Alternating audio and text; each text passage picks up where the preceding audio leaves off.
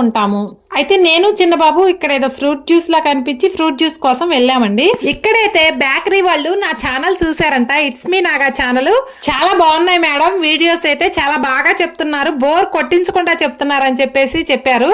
నాకైతే full happy అనిపించిందండి. ఎందుకంటే ఈ తెలంగాణ అమ్మాయి ఆంధ్ర వెళ్ళినా కానీ ఛానల్లో చూసి నన్ను గుర్తుపట్టి మీ వీడియోస్ చాలా బాగున్నాయంటే ఇంకంతకన్నా హ్యాపీ ఏముంటుందండి.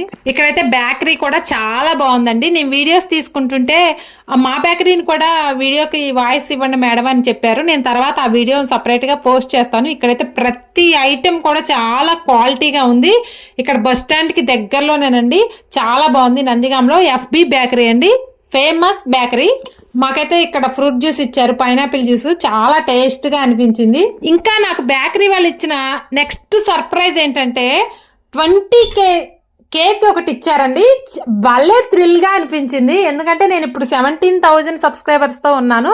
సో ఇంకో 1 month లోనే మీరు 20K వస్తారు, ఈ వీడియోని మీరు పోస్ట్ చేసుకోండి అని చెప్పేసి వాళ్ళు 20K ఇట్స్ మీ నాగా అని చెప్పేసి కేక్ మీద రాసి సర్ప్రైజ్ గా తీసుకొచ్చారు. నాకైతే కళ్ళమని నీళ్లు తిరిగాయండి, అంత హ్యాపీగా అనిపించింది.